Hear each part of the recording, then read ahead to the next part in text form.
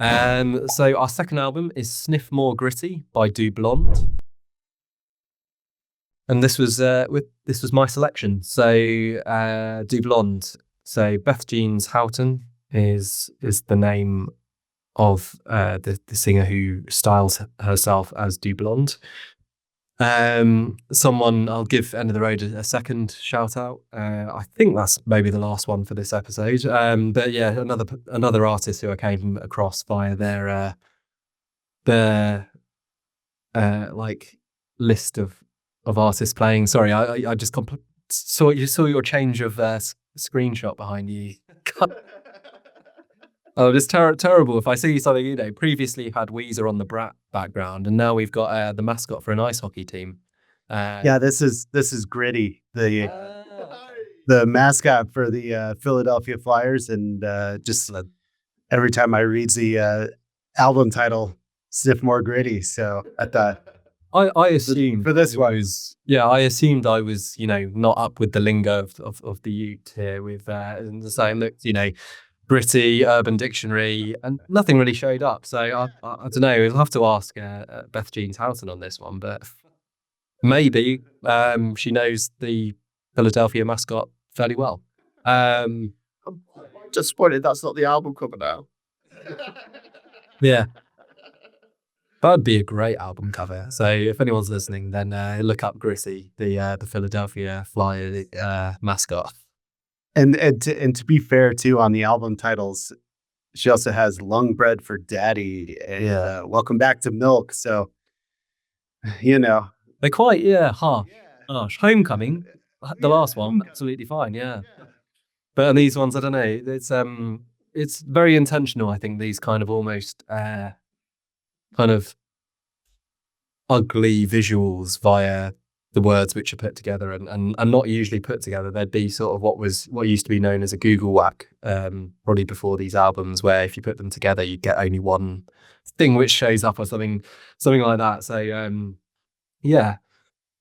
So yeah, an artist who have followed since I suppose 2017 that was only after Welcome Back to Milk. So that was her debut when she was with a certain record label and presumably not loving those experiences. So that one was a really great introduction to her music, quite Americana style, just good rock music, good riffs. Then Long Bread for Daddy was the 2019 Sophomore effort, where it just cranked up the kind of emotions a notch, and started, I think, to get maybe some more mainstream coverage at that point. And then 2021 Homecoming, only been reading through this album and some of the stuff through that, and the article which I shared with you guys, which she did for Clash, really great write-up of her own experience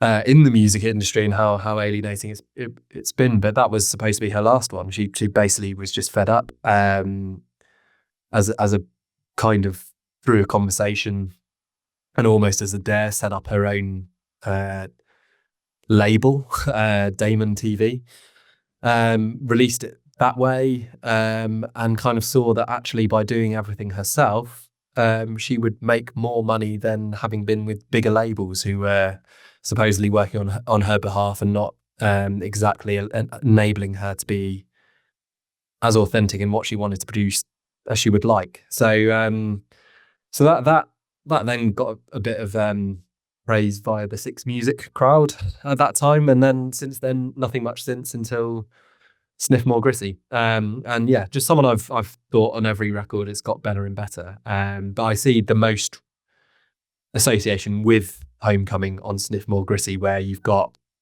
a few tracks with some fairly notable guest vocalists, like we did have on Homecoming. That Homecoming, there was Shirley Manson from Garbage. There was Andy Bell as well on one of the tracks, and then this time around you got Skin from Skunk Anansie on Next Big Thing.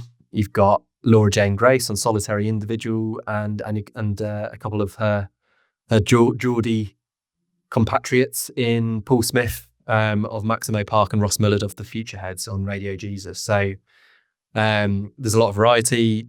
It's not as brief as Homecoming was. That was 24 minutes. This is about around the half-hour mark, but it is quite brief, over 10 tracks, just straight up kind of rock music, bit sloppy in parts, but by design, and just earworms which stick with you and make me want to dive in again and again. So I've done my review for 5 to 9, which you can check out if you wish, and gave this a very strong rating, as I feel it just adds so much to her discography, and that's not even going into some of the topics which concern some of those experiences within the music industry, and some very cutting tracks like Next Big Thing, which I think is got to be the standout here, with Skin from Skunk and Nancy, where it's basically a compendium of things she's been told by people in the industry in one song, and laced with a lot of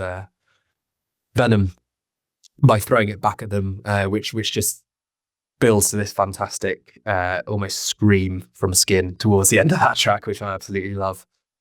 I don't want to kneel for no man. That's one of the lines. He only touched you a few times. These things which have been said to Beth during her career. So it's got, like I say, in that one and a few others, a bit of that kind of Me Too kind of backlash feel to this album. But yeah, just one I very much enjoyed, went into again and again, and will do moving forwards as well.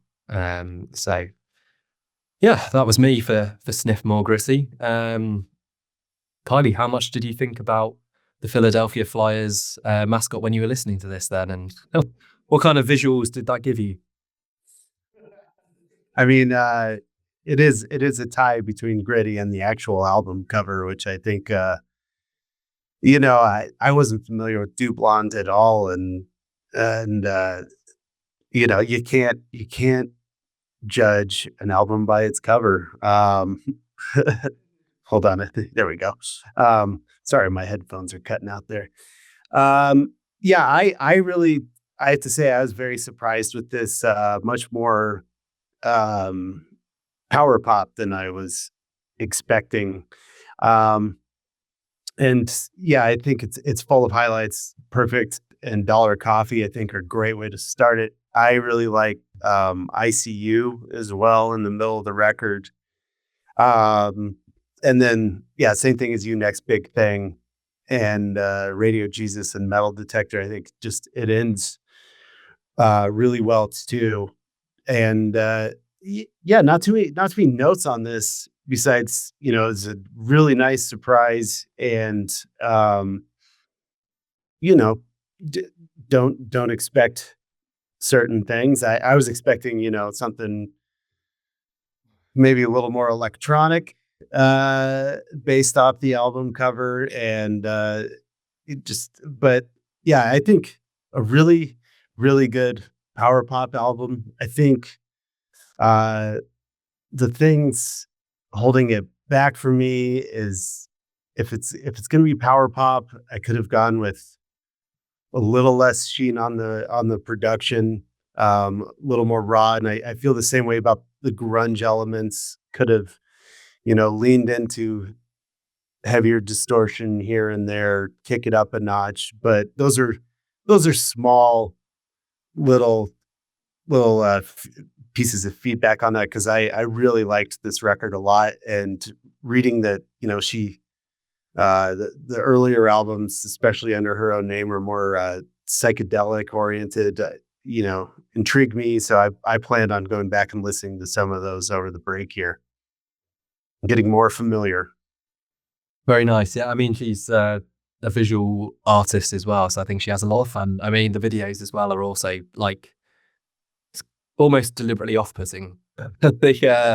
What she creates, in that way. So yeah, admittedly, I think if you're not familiar with her and you see that, then you think, I don't know, it could be a metal album as well, with that sort of thing. So, and actually, it's probably more conventional, the sound of it, than what you would expect by looking at very extreme kind of aesthetics.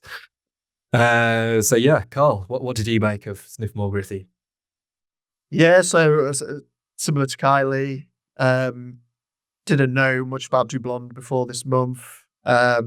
And yeah, I mean, kudos to you, Andrew. I've had a great time these last couple of weeks discovering more about her music, her story as well. Obviously, you shared that article where she ran through exactly why she set up her own label. Obviously, you mentioned it with the Next Big Thing lyrics as well. Very eye-opening as to why, artists seem to be taking the DIY approach more and more. Obviously, we've seen it with other artists like Bob Dylan and those throughout the year as well. So, yeah, obviously that article led me back to, visiting a previous record, Homecoming, get a bit of context on the comparison between the two as well. Really enjoyed that record as well. But yeah, for this one, I think it's just a really fun, really solid. Obviously, you mentioned the power pop. I also got obviously garage rock coming through. Really solid, really solid record. Some fantastic collaborations, as you mentioned. Love the tracks, obviously with Skin, Laura Jane Grace. Obviously, a big fan of Maximo Park myself, so I had a lot of time for Paul Smith showing up on Radio Jesus, even if it is only a very small cameo, lending some backing vocals. I think you'll appreciate this, Kylie. We call that a Phoebe Bridgers feature, where it's featuring Paul Smith, but yeah, he's just singing some backing vocals on that one. But yeah, great timing on there, nonetheless, and a really good song. But yeah, to be honest, as good as the collaborations are, I think my favourites here are, the other tracks. Perfect, I think, is just that. Obviously, you mentioned that one, Kylie. I think it's a great start to the album. Just love the chorus. Something very relatable about get your heart right, get the coffee in the pot right, don't get up to pee in the middle of the night. I think that's... Love that line. I think it's words we can all live by. That chorus. So yeah, that's the one that I find myself. I keep going.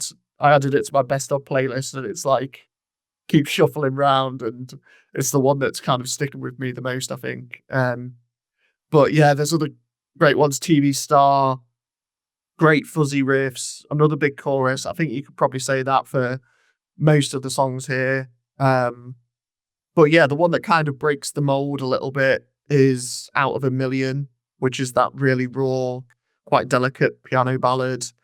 And I think that's another one that stands out just because it is so different to the others. I really liked the vulnerability and, the soft touch compared to the others. I think that's a nice moment on the record. And then, yeah, the other one that I really love, which again, I think you mentioned, Kylie, is Metal Detector at the end. I think that's, just got this great climactic guitar solo right at the end that just makes for this really like soaring, quite triumphant finish.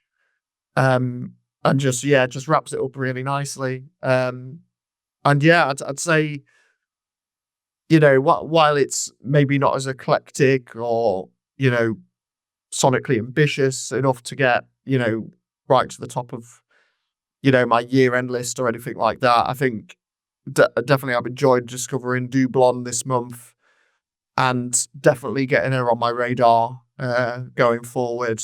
I actually saw that she's doing a show in Knots in January too, so I've already earmarked that.